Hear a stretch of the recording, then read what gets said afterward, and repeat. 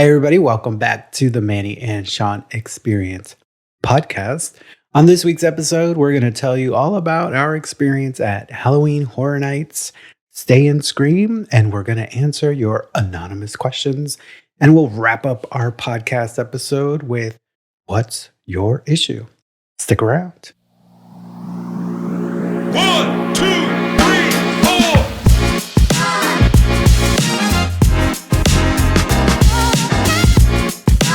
Hey, everybody, welcome back to the Manny and Shawn Experience podcast.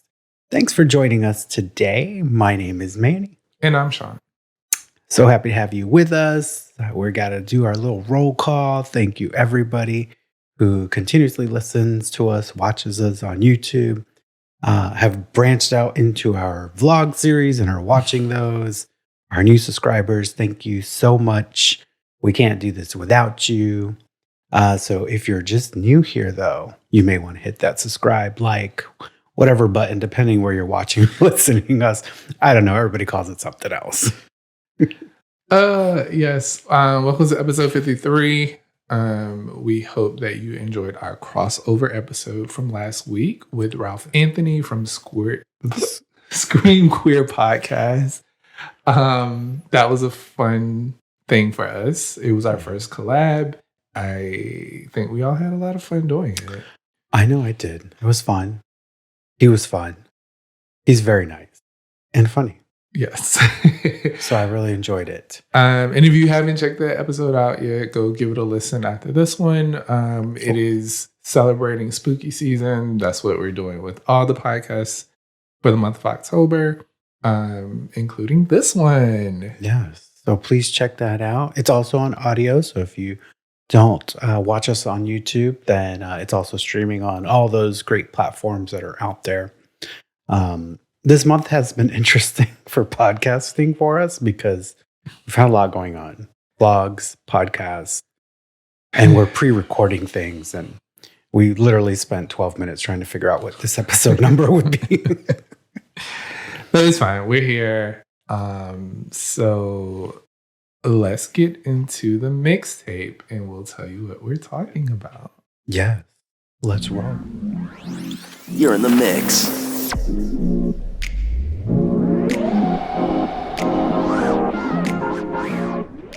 Well, welcome back to the mixtape.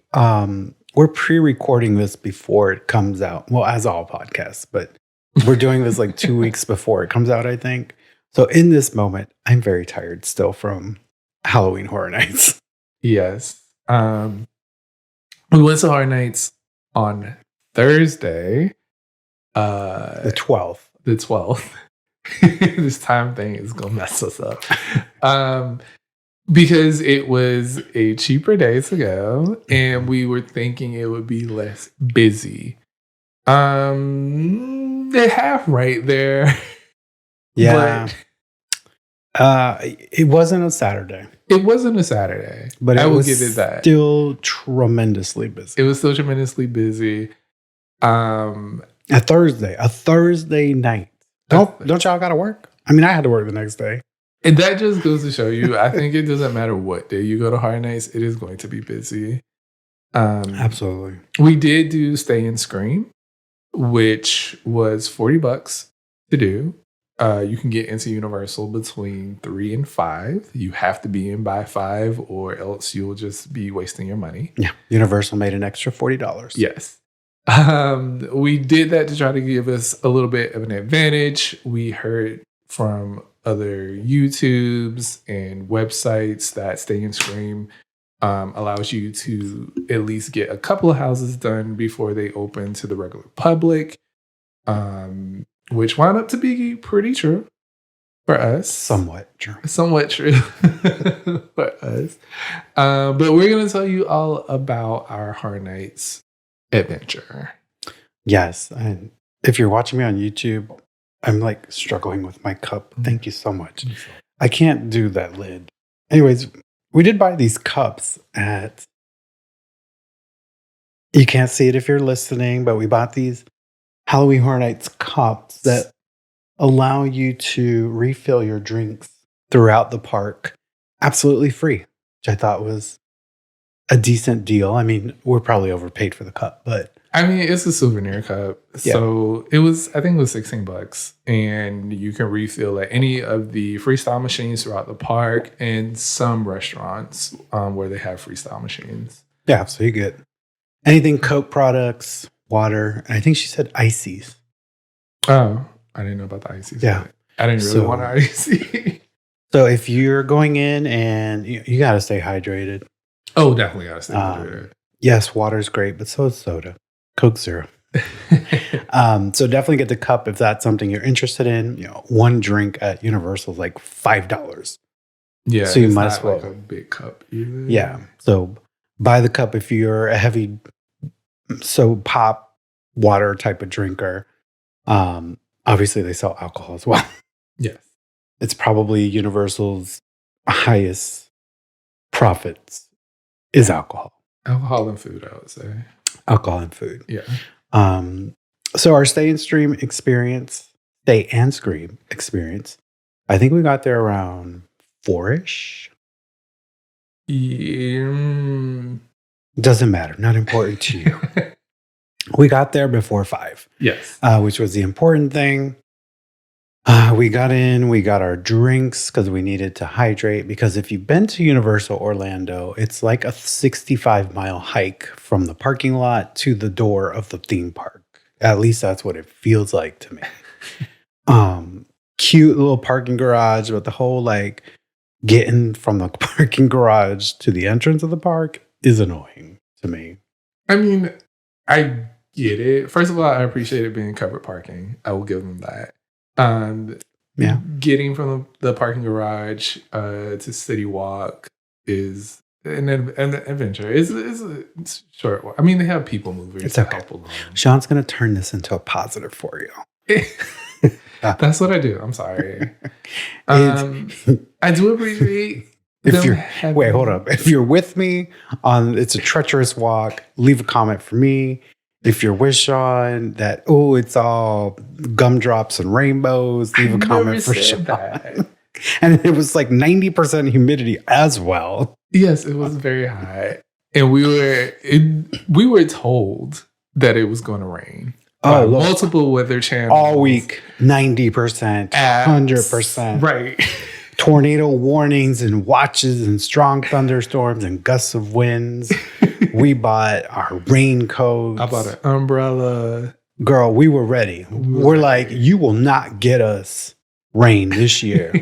You may fall on us, but we're going to be prepared. And did it rain? Not a single. Well, it sprinkled. When we got to Universal, some sprinkles, but not even enough to make you want to bring the raincoat out. No, not at all. In the morning, poured. It did rain hard that morning. I was like, it's going to be a bad day at Universal.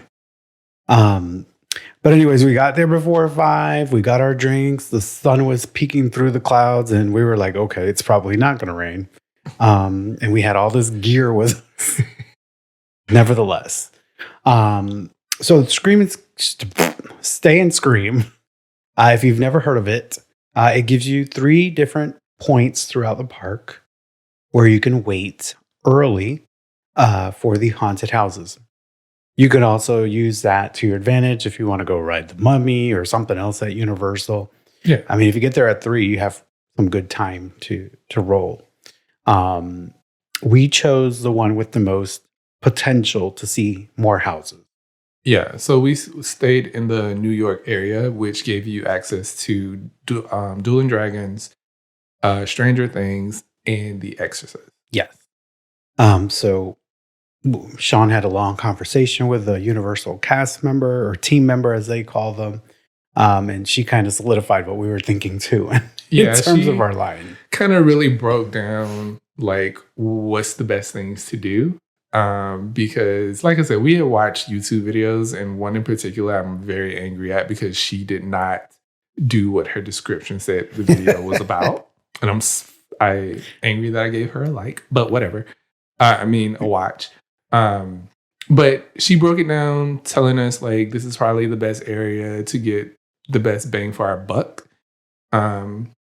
Because the other locations, you were just able to get one house, which was Chucky, Or who the fuck want to do that? I'm just playing. I know there's Chucky fans out there. I'm just playing with you. And then the third location gave you access to The Last of Us and Unmasked. Right. And we saw it from like a money point. Like, if we can get 3 houses done for $40 extra, it's worth it. Like, I wasn't going to stand in line for one house. Like, who Right. does that? And we didn't buy express passes this year, which is another thing, another reason why we got stay and screen, because if we could get, 3 done before they let everybody in, that's a win for us because we're ahead of the game at that point. And there was like, we only have 7 to go. Right. So after she gave us the rundown, the 411, we decided to go get in line. It was a very long line to get into the location that we wanted. But it moved pretty fast. I don't think it was that long. I I mean, mean, once we were in our holding corral, they divided the lines again into the houses. yeah, that So- part wasn't long. I'm just talking about like when we were at Transformers. Oh, yeah. Oh, that I didn't even think of that because it moved so fast to me. Right. And I think I spent half of the house trying to find if we were going in the right direction. I was tracking down people. I'm like, is this where we're supposed to be in line? Yeah, it wasn't as clear, but we got in line anyway. And they, like Manny said, they did move pretty fast. Once you were in the New York area, everything was gated off. So like there was a corral area where they keep everyone. And when I was talking to the team member, she was like, she didn't suggest that we get in there when we first got into the area because she's like, it's hot, the sun is beaming down, there's no shade over there. So she said, wait until around 4:30, 4:45, and then get in line. So that's what we did. We sat on a bench in somewhat of shade. My sister and her hubby got us some margarita, Mm-hmm. which was very delicious. It was a good margarita. Yeah, I was surprised. Watermelon margarita.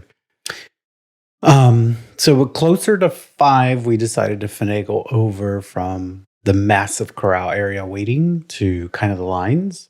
And Stranger Things and The Exorcist did have the longest lines in the corral. So we decided to turn towards Dueling Dragons. And that went pretty fast. Yeah, we didn't wait too long before they opened the houses and the line started moving. The Right. thing is with Stay and Scream, the houses for Stay and Scream are staggered openings. So I think Dueling Dragons opened first and then it flowed into the next one. So around 5:15 or so, the park closes at 5. They got to get everybody out first. Yeah, we were moving before 5. Yeah. And she said that. She was Yeah. like, most of the times they open a bit early if they can get everybody out. Yeah. Um, The massive operation that Universal does there is pretty phenomenal. yeah. Like, to have an active park running and then dividing houses all over the park was pretty phenomenal. And hats off to the cast members who had to drag all those barricades back after, the Stay and Scream period ended. Because, my God, there were so many barricades everywhere. There were. So we did probably 2 houses within the extra hour we got. We got in line for the 3rd house probably 5 minutes before. Yeah, 5 minutes before, because we were panicked. We were in the middle of the street. We're like, what do we do? Do we go to Stranger Things, which already was quoted as a 90-minute? And this was before the park opened. Yeah. And then they actually opened Yeti. They opened the Yeti house a little bit earlier. So we decided to jump into the Yeti house because it said it was a 5-minute wait. Yeah. It was not a 5-minute wait. But anyways, we got in line and we did that. So I guess to kind of summarize this part, because we're not going to go as in detail of all the houses because that took way long last time. You can go back and see what our most anticipated houses were. I think that was episode something, and it came out in August. I do have the notes here. So it was episode 44, and it came out on August 9th. You could watch it on YouTube or hear it to see all our first reactions of Horror Nights. But I guess, do we recommend Stay and Scream would be a question that somebody might ask. And I say, yeah. It was worth it because you get in, it was easy to get in. There was no traffic. Parking was a breeze. So if you wait until even 5 to drive to Universal, you're going to be in traffic. Yeah. It's going to be hectic to get into the parking garage. It's going to be hectic to get into Cityside and then getting to the gates. Mm-hmm. And we avoided all of that.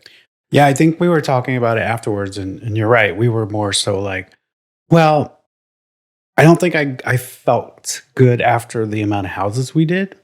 I was really hoping to have gotten 3 done within the hour and then be in the 4th one by the time the park opened.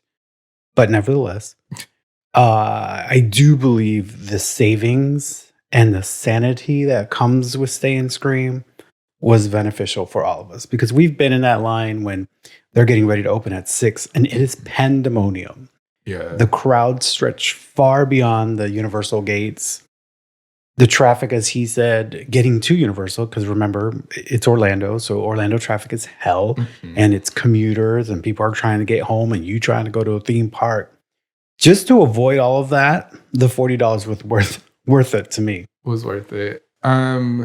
Also, being able to knock out, even if it's just 2 houses before everybody else that is waiting outside the gates. That's amazing. Because if you've been to Hard Nights, you know that wait times can get up to 2 to 3 hours for a single house. You could spend a majority of your night waiting on one house, and they have 10. Yeah. So the fact that we were able to get 2 done even before general public is amazing. Yeah. So I just had higher expectations, and probably had we gotten there earlier, stood at front of the line to one of these houses, we probably could have crammed 3 in the first hour and been in line for the 4th before the park opened. But I didn't want to stand in the line. I don't think any of us did. It was too damn hot. And if you've been in a corral at some of these theme parks, you're literally like cows dragged into it. It's hot. Everybody's moving around. Everybody's sticky. It's not bueno. And I didn't want to be in that. But even though we were in line for the 3rd house when the park opened to everybody else. Yeah. 5 minutes before, yeah. And so the Yeti house, that, it moved fairly quickly. So we were able to get 3 houses done within a good hour. Yeah, first hour and change. 15. Yeah. Actually, it would be the first hour because houses aren't open till 5:15. So we were out of Yeti by 6:15, I think. Yeah.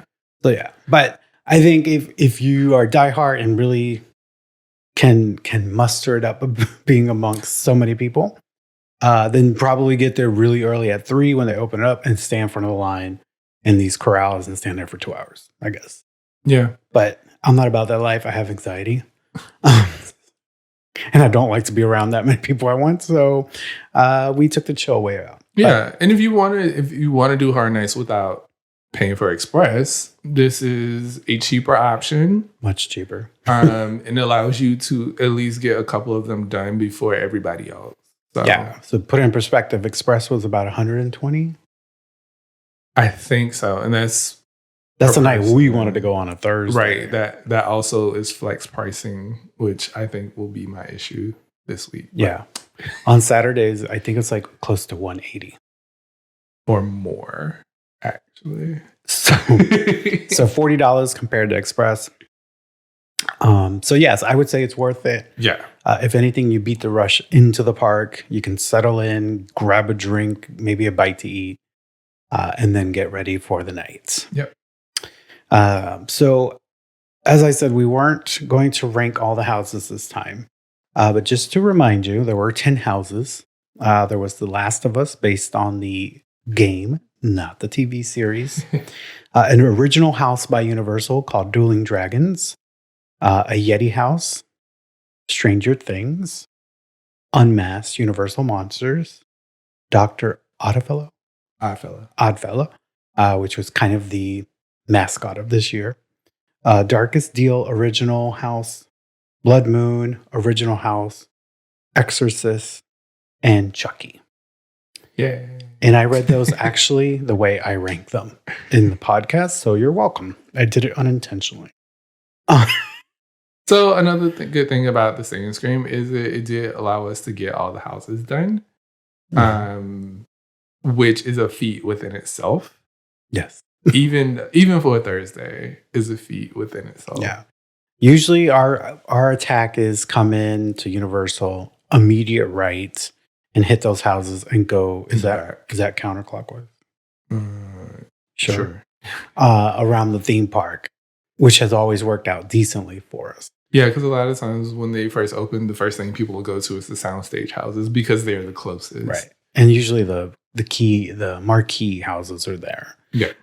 This time it kind of put us in a pickle because we did the Stay and Scream. So we did some of the houses and then we're like, okay, these lines are too long because by the time we got out of the third house, which was the Yeti, I think Stranger Things was pushing 100 minutes.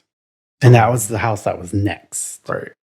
So we decided to bounce up that and we went towards the back. So we were bouncing around this time, which was not normal for us, which maybe have caused us to walk a little more than normal. Maybe. But we got them done. Yeah. So, so we're going to hit you with our top 3 houses for 2023 Halloween Horror Nights based on our opinion at the time and minute that we went through. the time and minute. Because I say this because your experience could be 100% different when you walk through the house. This is true because there was something missing from one of the houses that we saw as we exit a different house. And we was like, oh, that kind of would have made the experience a little better. Right. So, cast changes, technical issues, things can happen. Yeah. You don't know it. You're just walking through it, right? Right. So you might leave the house and say, that was crap. So that's why I say the minutes and all that great stuff. So the first ranked, let's start with 3. So we'll start at number 3. My number 3 is a tie with The Last of Us and The Exorcist. Now, I originally ranked The Last of Us number 1 and The Exorcist number 9. Tied at number 3. I'll let you say yours. What was your number 3? Or is it different from mine? My number 3 is probably Exorcist as well. Exorcist believer. Yeah. I going in, I did not expect a lot out of it because it's an IP house. And not to take anything away from the IP houses because a lot of them, all of Universal's houses are very detail oriented. So I was expecting that. But I did not expect it to be as good as it was. It made me even want to go see the movie. So I've never enjoyed the Exorcist houses they've done. I've always thought they're kind of boring. How much can you have somebody at you? But this house, Universal must have heard complaints about Exorcist homes in the past, but this house was intense, like seriously intense. The use of scare tactics were phenomenal to me. I can't remember much of it now that I come to think about it. You're going to have to go watch the vlog we did. But it really did surprise me because I had it ranked at number 9. Yeah. And it is now tied at number 3 with The Last of Us, which I had at number 1. The Exorcist definitely utilized some scares that I haven't seen before in the trickery of how they did things. They did a lot of like scare, like one right after the other. Which creates intensity and anticipation and really fucks with your brain. Yeah. There was a lot of lighting, which is very common in these homes. But the way they utilized it, it was a good way to disorient you and then scare you. Yeah. Versus sometimes it's the other way. They're just disorienting you and the scare happens at the same time. By the time you leave that center of being disoriented, that's where the scare hits you. So you don't get a time to kind of like relax. Yes. If that made sense. Did that make sense? Yeah. I don't know if I was getting my point across. It was a good house. There was a lot of scares. There's a poop room, and it actually smelled like poop in there. Yep, and they splash you with it. Oh, Jesus. I Gross, would hate to work gross. in that room all night. I would too. I'd be like, give me a mask. But like Manny said, different types of scares and surprising ways. I enjoyed it. I don't know what else to say. Yeah, I was Surprised. pleasant. Maybe it's because I rated it so low and I didn't expect much. Yeah. That's why it ranked so high here at the end. But phenomenal job to the cast. Hats off to them. The scares were timed well. Universal may have used this in the past, but they really used some trickery with walls and sound. Yeah, and I can't remember if this happened in the Exorcist house. It probably did because in most of the houses this was used where there is a speaker in the wall and you think something is coming from the wall and the speaker is more of a distraction instead of in most houses what they use is the drop down window or like a picture frame and it drops down and someone's behind it. There wasn't a lot of that this year. It was only one house that I can think of that they used that in. The rest of them, they used the speaker in the wall trick and it worked every time. Yeah, and I think that was part of the disorienting you because you would hear the sounds and you would look, and then when you finally readjust, that's where the scare came. Right, and it could be anything from a loud crash sound to somebody whispering to somebody screaming. Like you don't know where it's coming from because you're already disoriented, and then to hear this loud sound like right next to your ear, it throws you off. Yeah, I loved it.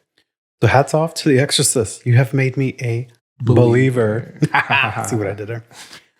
We won't talk about The Last of Us because I think it's higher on your list of your top 3. So we'll go back to that. Number 2. Number 2 for me was The Darkest Deal, which was originally number 7. Interesting. What about you? My number 2 is going to be Dueling Dragons. Okay. But I did love Darkest Deal. Yeah. So Darkest Deal was an original house. Yes. And I said I ranked it 7, which you and I had a conversation on that episode that we talked about this. He's like, oh, you still ranked it kind of high at number 7. And I talked about Universal's original houses always really exceeding the expectation. No, I don't know. They're always better to me, I guess. And this was no different. This was based on a music guy, I guess, that sold his... A blues musician who sold his soul to the devil for fame. Fame and fortune. Yeah. And from the beginning, it is in your face. And I think that's what made this house so intense was there was no breathing room for me in this house. And mind you, I went in the front in a lot of these houses, which is not normal for Manny. So maybe that's why I have a different perspective on some of these houses. But to me, it was intense. The freaking devil guy was scary as shit. Yeah, as soon as you enter the house, the devil is right there talking to you, basically like in a cornfield. And I guess that is supposedly where they made the deal. But you get it, Darkest Deal. Yeah. So when you start, though, he's kind of in human form. But as you go through the house, he slowly becomes demon form. Yes. And so you get to like hell, basically. And then it's just like... Oh, yeah. Once we got to the hell part of that house... It's full on demons. I was begging to get out of the house. So I was pleasantly surprised by the house. The scares were just really good for me. And again, it could be my personal experience, but that devil looking thing was scary, scary, scary. Is this the one where I got scared when the sheriff came out? Nope. That was not that. Is this the one that had the campground? That's Yeti. Okay, moving on. Tell me about your number 2. Anyways, Darkest Steel, I recommend. Yeah, my number 2 is Dueling Dragons. Dueling Dragons is based off of the roller coaster that used to be at Islands of Adventure. Love that ride.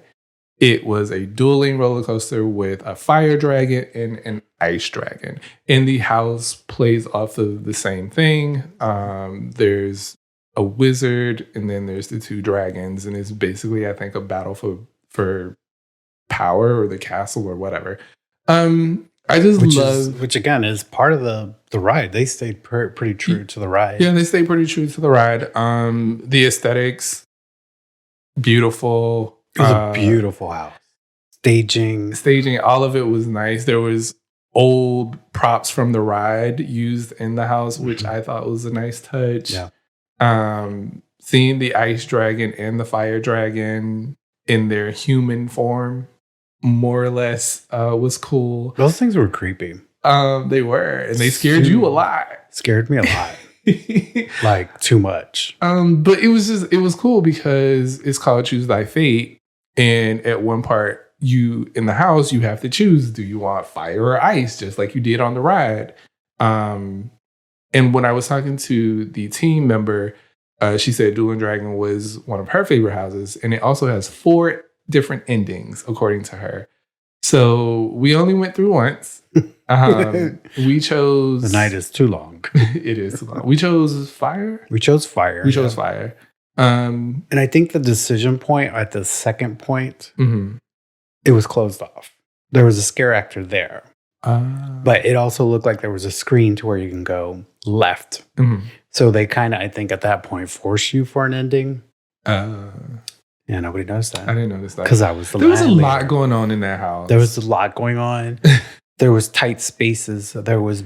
I think open spaces are more scary to me than tight spaces because you don't know where they're coming from. And they usually fill that part with a lot of fog. Yeah.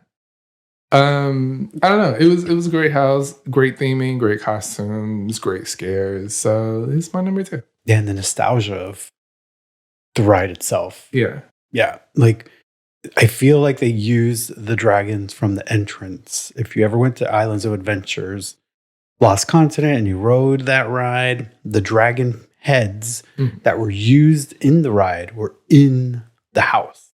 And they were very big. Yes. And they were blowing fire at each other. Yeah. It was cool. It was cool. Like, you missed the fire one, didn't you? No, I saw the fire one. I missed You the didn't see ice one. They were literally spitting fire at each other. Yeah. Yeah. It was fun. I love the house. And there were scare actors in it too at the same time. So you were just like all over the fucking place.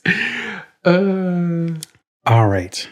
Drum roll to number 1. Go. Oh, I'm going. Damn it, you made me forget what I was saying. Oh, my number 1 house. Fuck. My number 1 house was Yeti. With honorable mention going to The Last of Us. They're kind of tied, if we're going to be honest. But I love Last of Us for a different reason. So I'll talk about, or do you want to say your number 1? My number 1 was Dueling Dragons. Oh, okay. Yeah. Covered. Done. Check. So Yeti was high on my list. Yeah, Yeti was number 3. Yeti was number 3 on mine. On your list. It may have been number 2 on mine. Hold on. I may have jotted that note down here for us. Okay. Yes, you had it number 3. Okay. So we both agreed on it. So I know that Universal does costuming very well. And when it comes to creatures, like they've done a werewolf house and literally made it feel like you were in the forest. So I was like, a Yeti house, I'm all about it. Let's do this. And it did not disappoint. It did not. I mean, walking into the house, immediately you're outside of a campground. The forest is right here. And the first scare is a Yeti coming out of the forest. Yeah. Again, open space, props, smoke. Yes. Gotcha. And going into the house, you go into the ranger station. This is where you got scared by the guy. Yes. A ranger came out of nowhere with a giant rifle. I mean, you probably would have gotten scared too. I know he wasn't a Yeti, but this bitch came out of nowhere. Okay, so he's confusing the two. So that was Joel in The Last of Us. Oh, The Last of Us. No, he came from the right. Yeah, I saw Joel did scare me, yes. But the ranger in the station was missing his arm. Oh, I didn't. I thought he had a gun on him. Anyways, that's so how the scared Yeti I had was taken his by the time arm. I got there. But there was so many things happening in this house besides the Yetis. There were the people that were being attacked by them and trying to get away. There was this one scene where you looked out and it was a lake and you could see a woman's body in there. But there was also, was there a Yeti? There was something. Was it a bear? The bear came later. I don't know. There was something in the lake. And I would love to walk through this house with the lights on Yeah. because the lake looks so realistic. And I Right. know with the lights on, it's probably Nah. just paint and whatever. But the detail in this house was really, you could film a movie in it. Yeah. You Actually, I could say that for almost every house this year at Universal, which is not uncommon for them. But True. So continue to walk through the house. You eventually get up to like this attic area, and that's where they had like there was junk and there was like a stuffed bear. And I was like, look, a bear. And I thought it was just like a prop. But no, the bear started moving and we got scared. Like so much was happening in the house. Anyway, so towards the end of the house, there's always something, right? I was not prepared because I was like, okay, we got the last Yeti. Walking out of the house, I almost ran into this Yeti. He was so big. you almost got bitch slapped Like by he the came Yeti. out of nowhere, and I went to run this way and almost ran into a wall. No, not almost. 4 grown adults slammed into a wall. The police officers and team members that were there were having a great time at our expense. I mean, that Yeti was huge. Huge, and definitely like if we were walking any faster, I think we would have ran into him. Yeah. Not on purpose, but his scare was timed precisely. Perfectly. So that house definitely takes the win for this year's Halloween Hornets, at least in our experience. It truly was amazing. This year's houses, I think, out of the 10, 8 of them were super intense. Mm-hmm. So we never left. Okay, maybe 2 houses. We left a little like, okay, well, I could have just gone home. But amazing year for Halloween Horror Nights. Did we talk about The Last of Us? No, we're going to talk about it now. Okay. So that's our rankings. We're not going to rank anymore. We're just going to now just tell you a little bit about some of the houses we enjoyed in general. Yeah. So the reason why I didn't necessarily rank Last of Us number 1 is because I am just a fan of the game. I am a fan of the show, the universe in general. So seeing that brought to life is what I loved about the house. There was some good scares, don't get me wrong, but like I was more paying attention to the detail and following the story like it was in the game, and like, oh, I remember this, oh, I remember that kind of thing for me.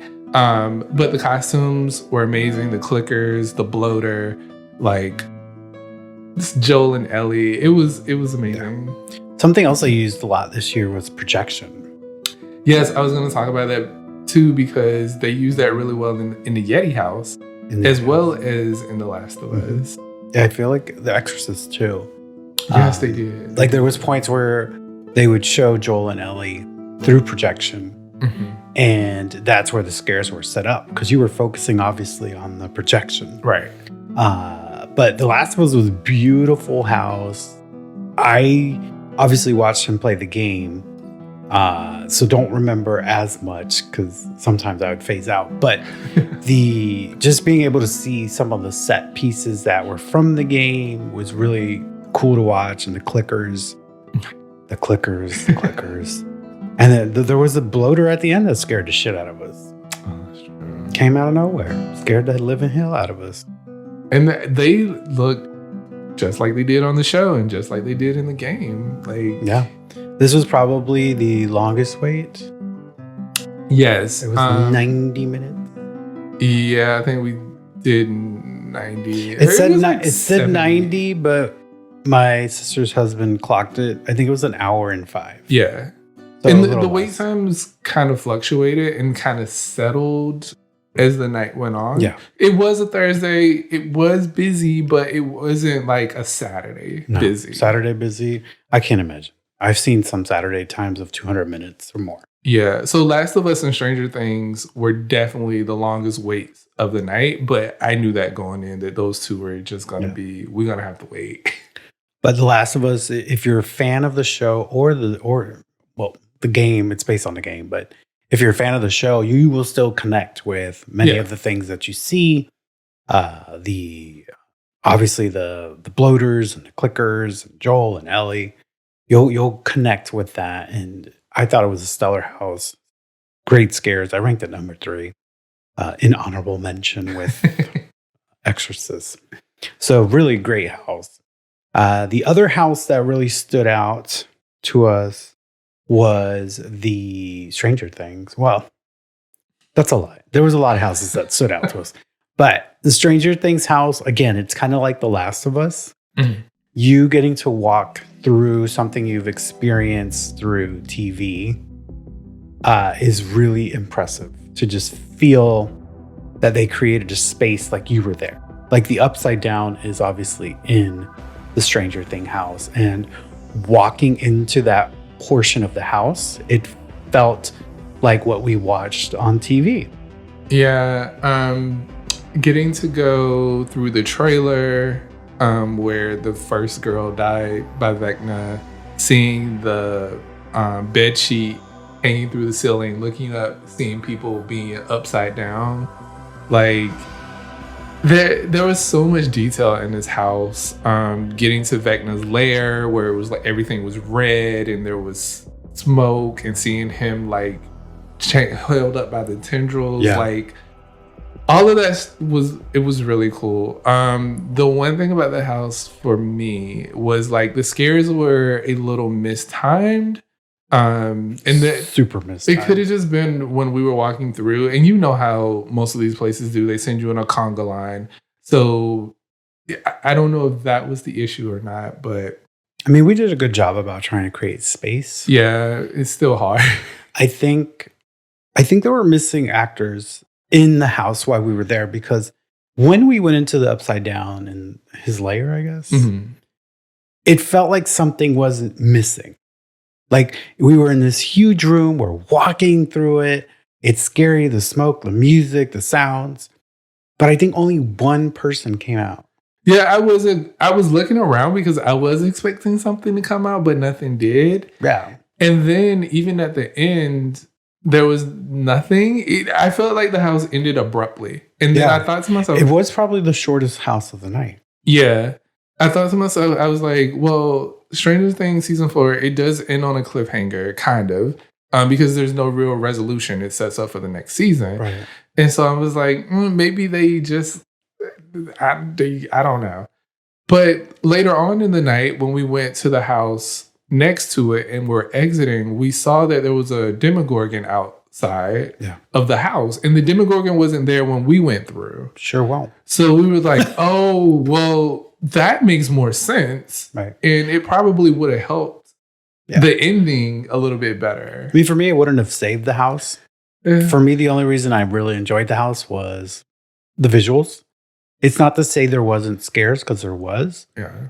But it wasn't as I expected. It was definitely lacking. There was a portion where we saw a technician working on something. So something was definitely wrong as we were walking through the house. I thought that was part of the house at first. I was like, honestly, I tried to think back. I was like, was there a part in the show where they were working on a wall? It was literally a universal technician. He was pulling or hammering some nails with a flashlight, and there was another employee behind him or a team member. So yeah, that threw me off. But it was a very pretty house. It was very detailed. If you're a fan of the show, I would still go through the house. yeah. I would say this year's Universal's Halloween Horror Nights is probably one of the best they've had in quite a few years. The scares were pretty much on point. The houses, even though houses that we felt weren't strong, we could still left and said, okay, we got scared a few times, which is nice. But I think they did a great job this year. A lot of their original houses were good too. They had the Unmasked Universal Monsters. That was good. Blood Moon, which is based on vampires, was a little weak.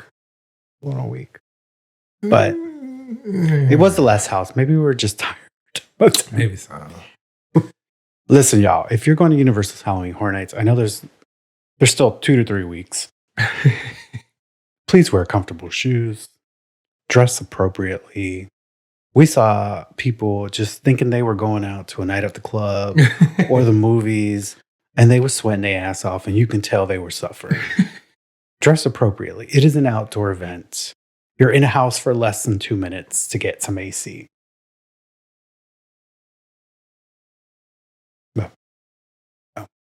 So dress appropriately for your own sake and sanity in this event. You will not finish Halloween Horror Nights in an hour and change, even with Express. I mean, unless you're doing frequent fear and you're just coming for Yeah. a house or two, that's fine. But Frequent fear lets you come back multiple times. Yeah. But if you have one night, dress appropriately. I see a lot of people trying to get on rides and then complain they didn't get into houses. Your sole purpose of going to Halloween Horror Nights should be to see the houses. Yeah. If you want to ride the Mummy or Transformer, leave it till the end of the night after you've seen all your houses, or go during the day. that too. So yeah, so just, enjoy the evening, Halloween Horror Nights. We were done by about 11:30, I think. We could have gotten on rides. They were open for till 2 a.m., but I was ready to go. I think all of us were ready to go. Oh, we were. We were tired. It's a long night. Be ready for a long night. I'm still recovering. I'm still tired because we ended up getting home at almost 1 because we went, again, 67-mile walk from the park entrance to the parking. And then we wanted food. And the lines at Universal were long for food when we were ready to eat. So I'm like, let's just go. But that'll do it for our Halloween Horror Nights experience. If you want to see our vlog, it's already up. It's not as good as I'm not going to say it's not as good as Hallow Scream's vlog, but Universal says absolutely no recording inside the houses. So there's really no content in it, but you can more clearly understand what the hell we were trying to explain. And any reactions we may have missed are going to be better in the vlog. So definitely check that out. And if you're interested in Hallow Screams, we have a podcast reaction on that. We also have a vlog out on YouTube. So moving on in the mixtape, we've been asking you guys to send us some questions anonymously. Anonymously. And we're going to go ahead and pick a question. I'm kind of scared. Oh. I don't know what people may have asked. Because look, it is, you can't see that. It literally just says new message. And I haven't been able to pre-read the question. So if it's too raunchy, I'm sorry. We're going to have to skip it. All right. First question. Are you looking to date right now?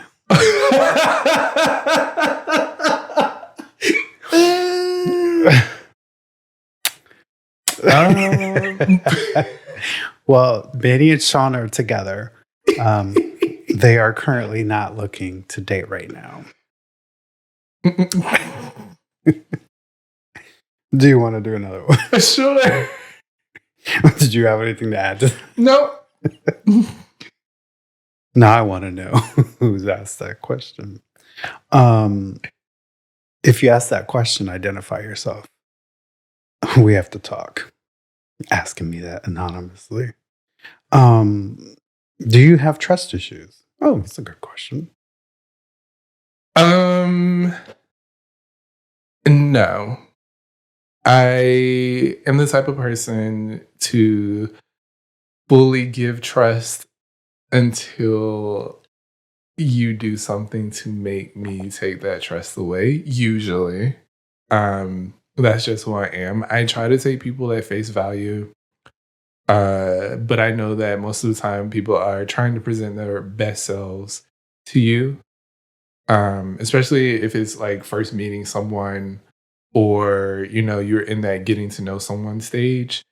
A lot of people, you want to put your best foot forward. And so you don't get every side of them. But I tend to trust people more than I guess I should. I don't know. Until you give me a reason not to trust you, that's what I do. I'm the opposite of Shawn. You have to gain my trust. So probably a little harder now. I wouldn't say trust issues. Okay, maybe it is a trust issue. I don't know. Like, I wholeheartedly trust him and whatnot. I'm not going to go into details, but that's for a podcast after dark. But definitely when I meet somebody at first, I usually have I'm just trying to feel you out. And I do, when it comes to that, I feel like we've been burned a few times by friends and such, that the trust issue, that's where the trust issue lies. I don't think it lies between us, though. No. Yeah. Do you want to answer one more or move on to what's our issue? We can do one more. All right, one more question. And please keep sending these. This is kind of fun now that I've gotten through the first one. I'm still scared to open what the next one might be. Are you enjoying it? No, I'm not rating the app right now. Is personality or looks more important to you? Oh, that's a good one. I think so. Looks is like the first thing anybody gets off of someone, right? I think physical attraction is important, but I also think that personality can override that. I know that has happened for me where I might not have been attracted to this person, but their personality made up for it in spades, and like wanted to be around them because of their personality. Even though they might not have been, their attraction physically might not have been there, that personality made up for it. And so, Yeah. I don't know. Does that answer the question? I mean, it was either. Yeah. Okay. For me, I would say personality. Looks is looks. You know, you can look at a hot person all day and they can have the grossest personality that makes you find them unattractive. Agree. So, yes, personality to me is big. If you don't have a personality and you have the looks, it's probably, I'm not interested if I was dating. For friends, that doesn't matter, right? But I think personality is huge. Like, this is, yes, you look at the physical appearance of somebody all the time if you're dating them or whatnot. But if you got to spend hours on end with them and their personality is trash, like, what's that like? You just having good sex, I guess. I mean, there are people out there that do that. Not me. Well, that'll do it with our questions this week. Keep sending them. Keep sending the questions in. We will answer them as best we can on a public server here. On a public server. Shall we move on to what's your issue? Sure. All right, let's go.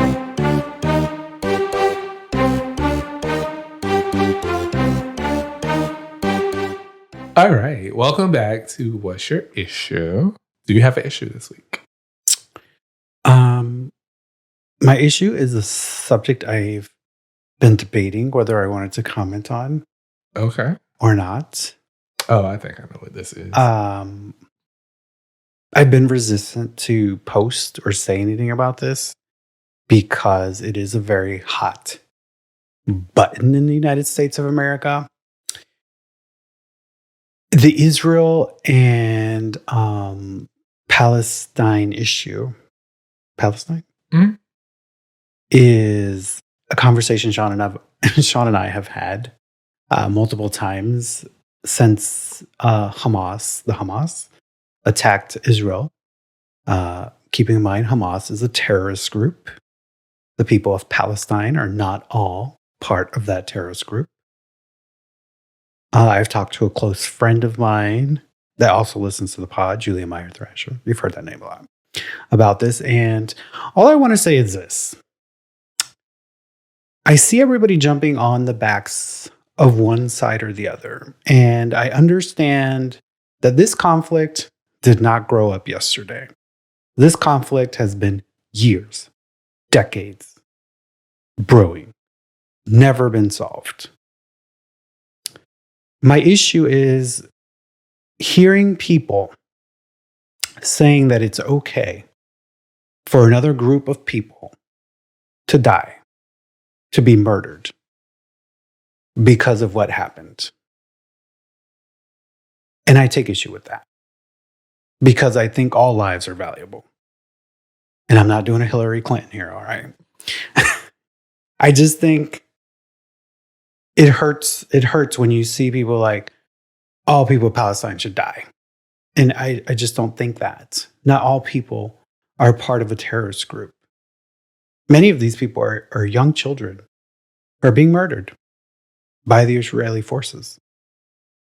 So I don't know if this comment's going to get you to unfollow us or you have issue with me. All I'm saying is neither side is right. Neither side is wrong in what they're fighting for. Where I do have pause is, yes, I condone the terrorist attack that should have never happened. But please, we cannot sit here and say that all the people in Palestine need to die or that we need to cut off their livelihoods in terms of water, electricity, and food because of what one terrorist group did. That's like saying when we invade a country as Americans that we're all terrorists when we may not all agree with that war or that invasion or that act. So that's where I stand. It's probably not a very popular opinion, but I can't fathom, as a hard ass that I am, and if you know me, you know I'm a hard ass, I just can't see, I cannot agree with a person that's okay with murdering other people when they're not even a part of that terrorist organization. And that's all you will hear from me commenting. I'm not choosing sides. I'm just saying that lives are valuable.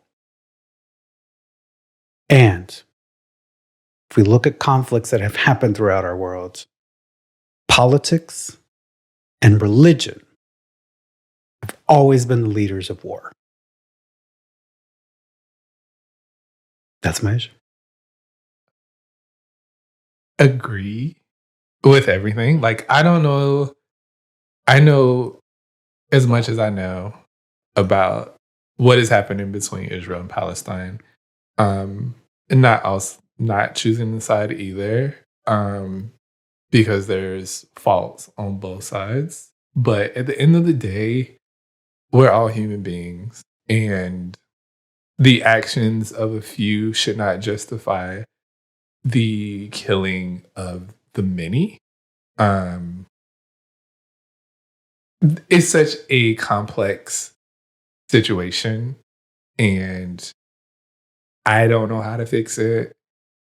All I can say is that it is a shame that innocent people are dying on both sides.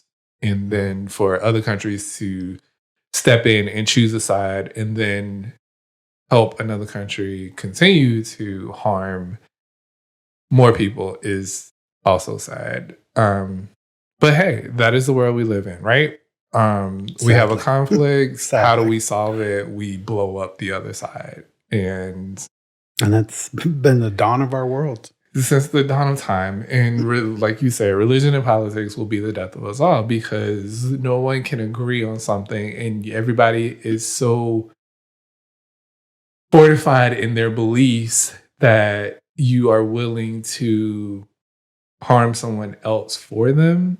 And that's just silly. Religion, you can believe whatever you want to believe. And we say this all the time. It's on you to believe that. Don't force that on other people. Mm-hmm. And the same goes for politics. It's become so divided and so team sports, and you have to choose a side, and no one's listening, and no one's compromising anymore. It's just my way or the highway. And we can see it here in America. We can't even keep a speaker of a house because a party can't get their own shit together. How are you supposed to lead the country when you can't even get your own shit together within your own party? Like, it's annoying. And I feel horrible for the people of Palestine as well as the people of Israel, because death is death. Whether you are... It's the end. It's ultimate. Whether you are English, Israeli, Irish, death is death. Yeah. At the end of the day. We all bleed the same color. Exactly. So That's all I gotta say on the issue as well. Yeah. So I can't say much more because I'm not an expert in this, but I just know that not everybody that is Palestinian is a terrorist. Just like not everybody who was Iranian, Iraqi, as we like to group everyone into one cup, and not everyone is a part of that same cup. Some people like Coke, some people like Coke Zero, some people like Sprite, some people like Dr. Pepper. Let's not put everybody into the same cup as a terrorist. That's just my MO. What's your issue? I don't even know if I want to do mine now, but it was just going to be Sorry to drag the mood down. Universal and this craziness of Horror Nights. Not even Universal, all theme parks. I mean, all theme parks, yes. All theme parks have moved to this pricing where, I won't say all because I don't think all of them do this, but I know Disney does, I know Universal does, where they have flex pricing, which means depending on the day that you are going to the park, the price could be higher or the price could be lower. It just depends. Mm-hmm. And for Horror Nights especially, it is such a highly attended event already that I just feel like you're already making good money off of people, but charging people more if they come on a Friday, Saturday, or a Sunday because it's the weekend and most people are off. And then on top of that, raising the prices of express passes, which they encourage people to buy express passes because it helps you avoid the wait times. But putting everything on a flex price, when we priced out going on a Saturday and getting the express passes, it was over $600, which is ridiculous for an event that is only 7 hours, 8 hours long, and you're not even guaranteed to get through all the houses. Even with Express, sometimes you're not guaranteed to get through all of the houses. It's ridiculous.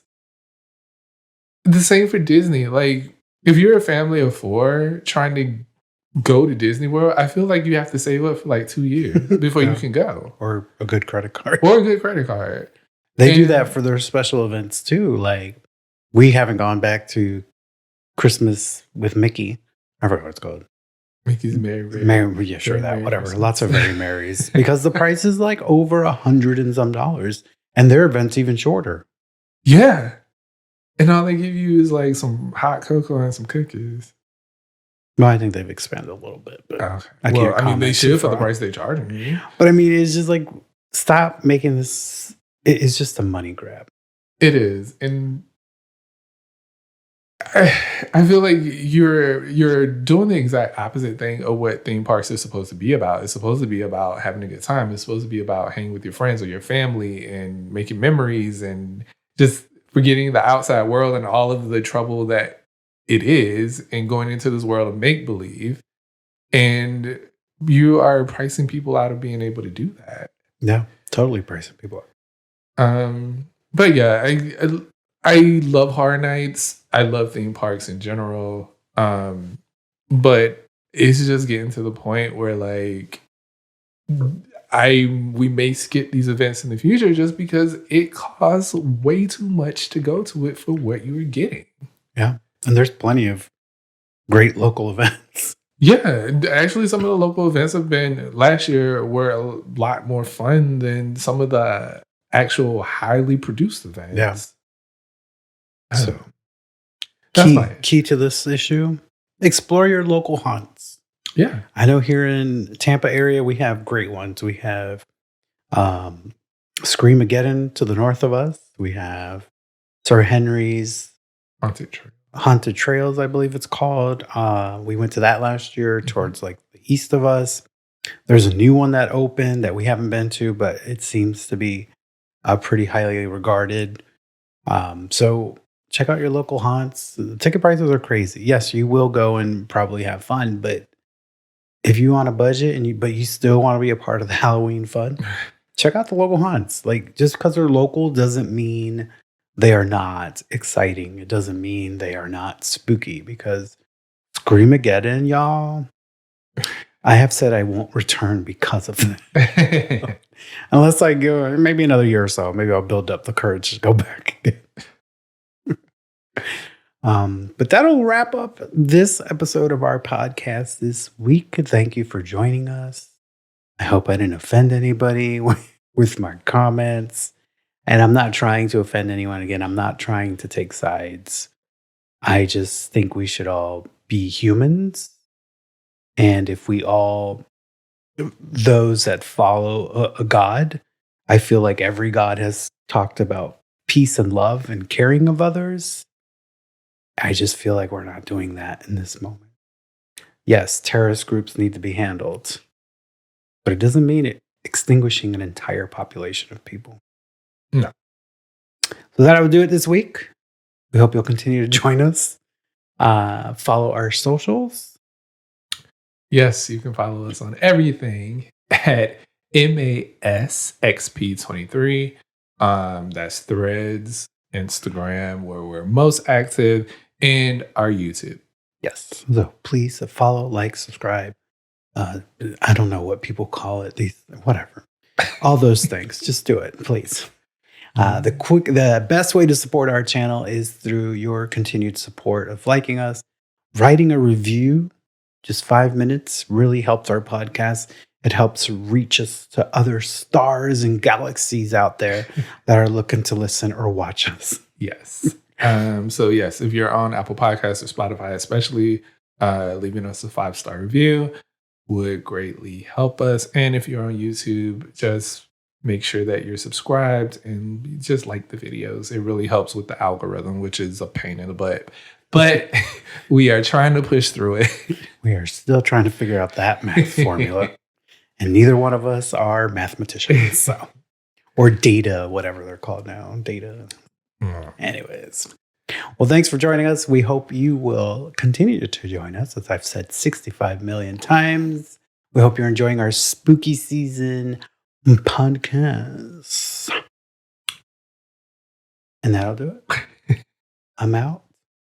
I'm going to go eat something because apparently I'm always eating. His stomach is talking, y'all. Do something good for yourself. Always. And then do something good for someone else. Bye, y'all. Take care. Get spooky. Don't forget to send us your questions.